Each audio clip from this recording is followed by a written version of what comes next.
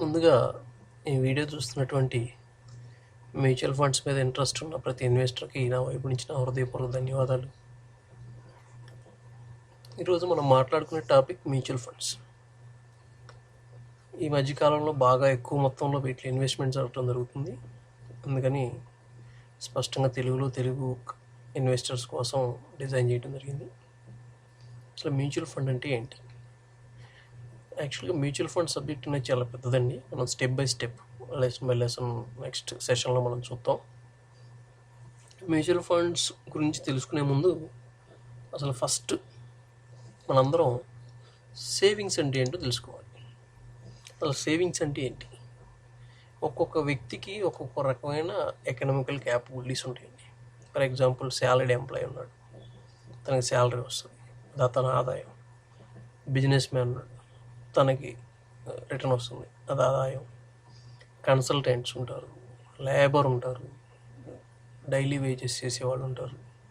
Different పని చేసుకునే వాళ్ళకి వాళ్ళు పని చేసినందుకు వచ్చే ప్రతిఫలాన్ని మనం ఆదాయంగా తీసుకుంటాం.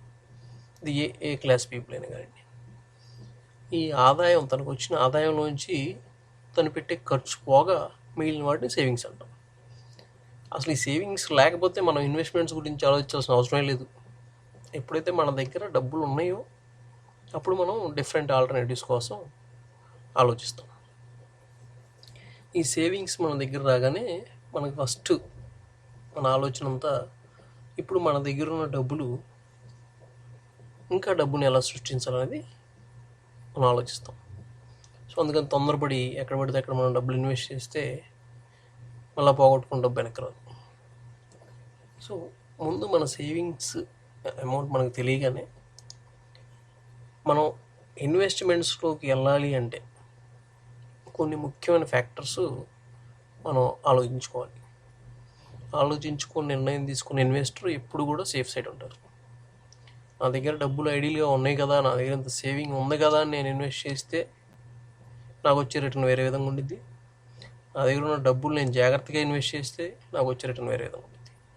సో ఇన్వెస్ట్మెంట్ డెసిషన్ మేకింగ్ అనేది ప్రజెంట్ కల్చర్లో చాలా ఇంపార్టెంట్ రోల్ ప్లే చేస్తుంది. సో ఫస్ట్ మనం చూడాల్సింది కెపాసిటీ, ఇన్వెస్టర్ కెపాసిటీ. తన ఎకనామికల్ కెపాసిటీ ఏంటి, తను ఎంతవరకు ఇన్వెస్ట్ చేయగలడు, ఎంత మొత్తాన్ని తను ఇన్వెస్ట్ చేయడానికి రెడీగా ఉన్నాడు అనేది తెలియాలి. 2, నాలెడ్జ్.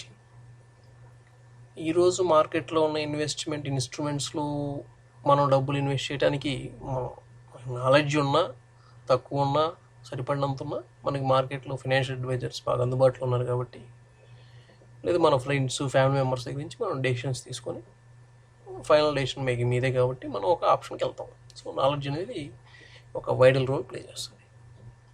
ది సేమ్ టైం నా దగ్గర ఉన్న అమౌంట్ నేను ఒక పర్టికులర్ ఇన్వెస్ట్మెంట్ ఇన్స్ట్రుమెంట్లో పెడితే నేను ఎంతవరకు రిస్క్ తీసుకోగలను.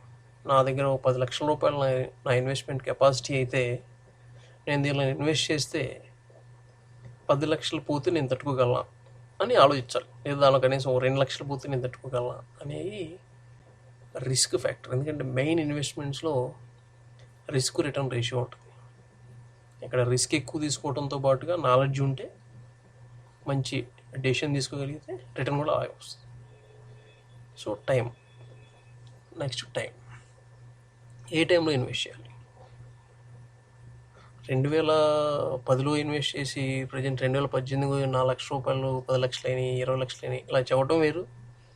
ఇండిపెండెంట్గా మనం డెసిషన్ మేకింగ్ తీసుకుని మన ఎకనామికల్ గ్రోత్ తెచ్చుకోవడం వేరు. ఆల్రెడీ జరిగిపోయినవి వెనక్కి రావండి. స్టాక్ మార్కెట్లో కానీ మ్యూచువల్ ఫండ్స్లో కానివ్వండి, ఎక్కడ దాదాపుగా.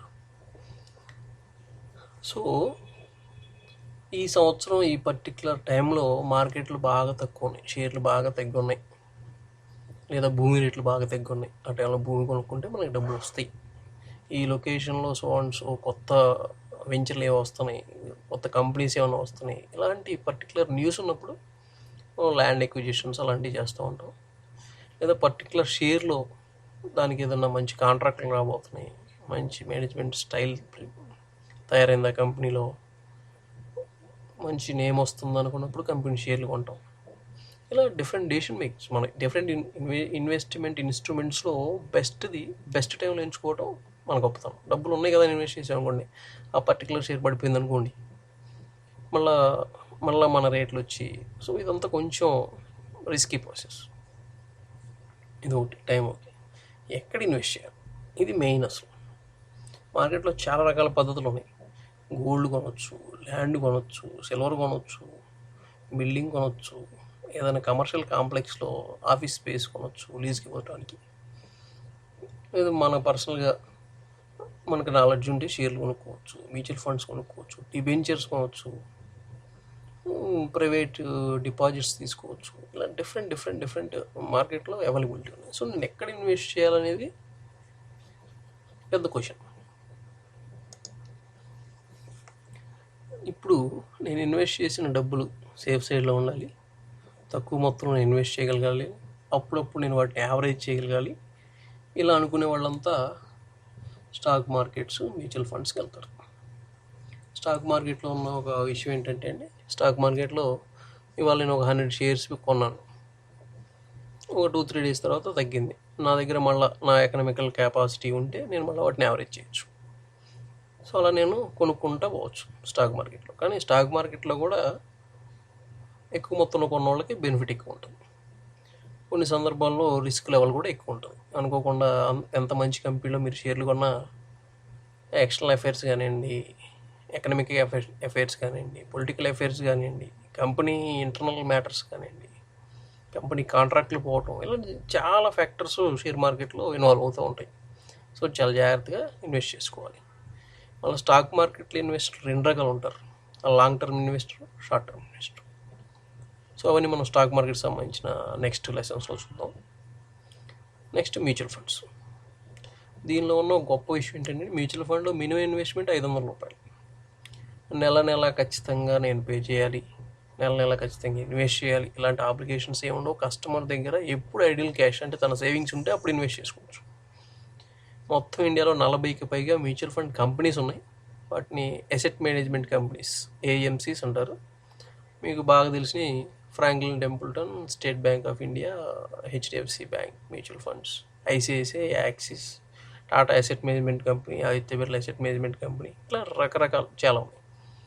సో ఒక్కొక్క ఏఎంసీ అంటే asset management company, for example Aditya Birla Sun Life asset management company కింద మళ్ళీ నెంబర్ ఆఫ్ చాలా రకాల స్కీమ్స్ ఉంటాయి. దానిలో కస్టమరు ఏ సెక్టర్ అయితే బాగుండేది, సెక్టోరల్ ఫండ్స్కి వెళ్తే, అంటే మొత్తం మ్యూచువల్ ఫండ్లో డిఫరెంట్ టైప్ ఆఫ్ స్కీమ్స్ ఉంటాయి. ఒక్కొక్క రకమైన స్కీమ్ ఒక్కో దానిలో ఇన్వెస్ట్ చేయడం జరుగుతుంది. ఒక్కొక్క దానిలో ఒక్కో డిఫరెంట్ టైప్ ఆఫ్ పోర్ట్ఫోలియోస్. అవన్నీ మనం మ్యూచువల్ ఫండ్ సంబంధించిన నెక్స్ట్ క్లాసెస్లో విందాం. ఇక్కడ నాకు లిక్విడిటీ ఉండేది స్టాక్ మార్కెట్లో కానీ మ్యూచువల్ ఫండ్స్లో కానీ. ఎప్పుడు కావాలంటే అప్పుడు నాకు డబ్బులు తీసుకునే అవకాశం ఉండేది. కాకపోతే లాస్లో అమ్మితే లాస్. సో లిక్విడిటీ ఉంటుంది నా కళ్ళ ముందు. నేను ఎప్పుడు కావాలంటే అప్పుడు ట్రాక్ చేసుకోగలను సింపుల్గా, ఎలాంటి ఖర్చు లేకుండా. ఆన్లైన్లో నాకు ఒక యూజర్ నేమ్, పాస్వర్డ్ అలాట్ చేస్తారు, దానిలో లాగిని చూసుకోవచ్చు. ప్లస్ ఈ మ్యూచువల్ ఫండ్స్, స్టాక్స్లో డివిడెండ్స్, మ్యూచువల్ ఫండ్లో ముఖ్యంగా మనం ఇన్వెస్ట్ చేసిన అమౌంట్లో డివిడెండ్స్ అనౌన్స్ చేయడం జరుగుతుంది. షేర్ మార్కెట్లో కూడా డిఫరెంట్ స్టాక్స్, మంచి మ్యూచువల్ ఫండ్స్, మంచి షేర్లు, చాలా షేర్లు ఇయర్లీ డివిడెండ్స్, క్వార్టర్లీ డివిడెండ్స్ ఇచ్చే కంపెనీస్ ఉన్నాయి. అంటే మనం పెట్టిన ఇన్వెస్ట్మెంట్ మీద ఎసెట్ పెరగడంతో పాటుగా డివిడెండ్స్ రూపంలో కొంత అమౌంట్ మనకి ఎవరి ఇయర్ ఇస్తున్నారు. ఈ మ్యూచువల్ ఫండ్స్లో, షేర్లో ఉన్న బెనిఫిట్ ఇది. నెక్స్ట్ ఎక్కువ మొత్తంలో మనకు తెలిసిన ఇన్వెస్ట్మెంట్ ప్రాపర్టీ కానీ real estate, nothing but real estate, land కానీ ప్రాపర్టీ కానీ కొనాలి. దీంట్లో ఇన్వెస్ట్మెంట్స్ కూడా కొంచెం ఎక్కువే ఉంటాయి. మెట్రోపాలిటన్ సిటీస్, హైదరాబాద్, ఢిల్లీ, ముంబై, చెన్నై, బెంగళూరు, ఇలాంటి వాటిలో మనం ఇన్వెస్ట్ చేయాలి అంటే మినిమం ఇన్వెస్ట్మెంట్ లెవెల్ చాలా ఎక్కువ మొత్తం, 50 లక్షలు మినిమం ఉన్న పెద్ద ఆశ్చర్యపడాల్సిందే లేదు. సో అంత మొత్తంలో నేను ఇన్వెస్ట్ చేసి మళ్ళీ ఆ ప్రాపర్టీని నేను సరిగ్గా మెయింటైన్ చేయటం, మళ్ళీ నేను దాన్ని రీసేల్ చేయాలి అంటే అంత స్థాయిలో ఇన్వెస్ట్ చేసే వ్యక్తిని కలవటం, ఇదంతా జనరల్గా కొంచెం ప్రాసెస్ ఎక్కువ జరుగుతుందండి. ఈ మ్యూచువల్ ఫండ్స్, షేర్లు ఏంటంటే మీరు ఇంకోళ్ళతో సంబంధం లేకుండా జస్ట్ మీ ఫైనాన్షియల్ అడ్వైజర్తో కాంటాక్ట్లో ఉంటే సింపుల్గా క్యాష్ చేసుకోవచ్చు అవసరమైనప్పుడు. అందుకని వాటిలో కూడా స్టాక్ మార్కెట్లో బ్రోకరేజ్ సిస్టమ్ అంతా చాలా ఎక్కువ ఉంటుంది. మ్యూచువల్ ఫండ్లో బ్రోకరేజ్ చాలా తక్కువ. డెసిమల్స్లో ఉంటుంది. అది కొంతమంది బ్రోకరేజ్ తీసుకుంటారు, కొన్ని కంపెనీస్ తీసుకో. సో అందుకని మ్యూచువల్ ఫండ్స్ మీద ఇన్వెస్ట్మెంట్స్ పెరగటం స్టార్ట్ అయింది. మనం మ్యూచువల్ ఫండ్ కొనేటప్పుడు కూడా గత 10 ఏళ్ళ నుంచి మ్యూచువల్ ఫండ్ పర్ఫార్మెన్స్ ఎలా ఉంది, ప్రతి మ్యూచువల్ ఫండ్ కూడా 10 రూపాయలతో స్టార్ట్ అవుతుంది. ఇప్పుడు కొన్ని మ్యూచువల్ ఫండ్స్ ఉన్నాయి 10 రూపాయలతో స్టార్ట్ అయ్యి 10 ఇయర్స్లో 15 ఇయర్స్లో 500 రూపీస్ టచ్ అయినవి ఉన్నాయి, 1000 రూపీస్ టచ్ అయినవి ఉన్నాయి, 250 అయింది, ఒకటి 100 రూపీస్ అయింది, based on the fund performance. So mutual ఫండ్లో ఉన్న గొప్ప విషయం ఏంటంటే దాన్ని మేనేజ్ చేసే మ్యూచువల్ ఫండ్ మేనేజర్ సరైనోడైతే ఏఎంసీకి లాభం, ఇన్వెస్ట్ చేసిన ఇన్వెస్టర్కి లాభం. అసలు ఈ మ్యూచువల్ ఫండ్ మేనేజర్ ఎవరో చూద్దాం. యాక్చువల్గా మ్యూచువల్ ఫండ్స్ అంటే ఏంటంటే different type of investors from different places. అంటే మనం ఎక్కడి నుంచి కొన్నారో ఎవరో మనకి తెలియదు, అసలు యాక్చువల్గా ఇన్వెస్టర్కి తెలియదు. మీకు తెలిసిన ఫ్యామిలీ మెంబర్స్ ఉంటే తప్ప ఇండియాలో ఎంతమంది మ్యూచువల్ ఫండ్స్ కొన్నారు వాళ్ళ డేటాబేస్ ఎక్కడ కూడా మనకి మ్యూచువల్ ఫండ్ కంపెనీస్ మెన్షన్ చేయవు.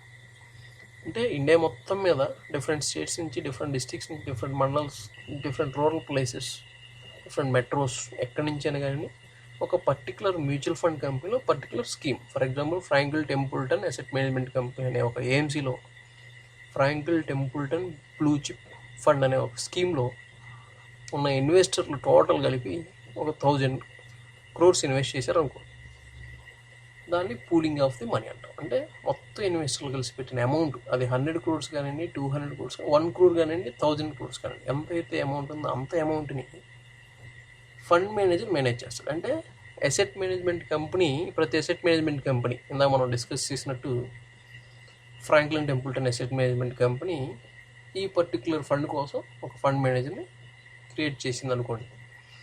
ఈ ఫండ్ మేనేజర్ మన దగ్గర ఉన్న అమౌంట్ని డిఫరెంట్ సెక్యూరిటీస్లో ఇన్వెస్ట్ చేస్తాడు. అది స్కీమ్ బేస్డ్. అంటే కొన్ని ఫార్మాలో పెట్టే ఫండ్స్ ఉంటాయి, వాటిని సెక్టోరల్ ఫండ్స్ అంటారు, కొన్ని ఐటీలో పెడతాయి, ఇలా డిఫరెంట్ స్కీమ్స్, కొన్ని లార్జ్ క్యాప్ కంపెనీస్లో పెట్టి, ఇవన్నీ మనం మ్యూచువల్ ఫండ్ నెక్స్ట్ సెషన్స్లో చూద్దాం. ఈ ఫండ్ మేనేజర్ ఇక్కడ ఇన్వెస్ట్ చేసి వీటి నుంచి రిటర్న్స్ తీసి ఆ వచ్చిన రిటర్న్స్ మనకి ఇస్తారు. దీనికి యాన్యువల్ ఛార్జెస్ ఉంటాయండి. అది అసెట్ మేనేజ్మెంట్ కంపెనీ ముందే డిక్లేర్ చేసింది మనకి ఇచ్చే డాక్యుమెంట్స్ వాటిలో. సో ఫండ్ మేనేజర్ అనేవాడు ఇక్కడ కీ రోల్. తను మంచి డెసిషన్ తీసుకోగలిగితే మనందరికి మంచి రిటర్న్స్ వస్తాయి, ఏఎంసీకి మంచి నేమ్ వస్తుంది, గుడ్ విల్ వస్తుంది.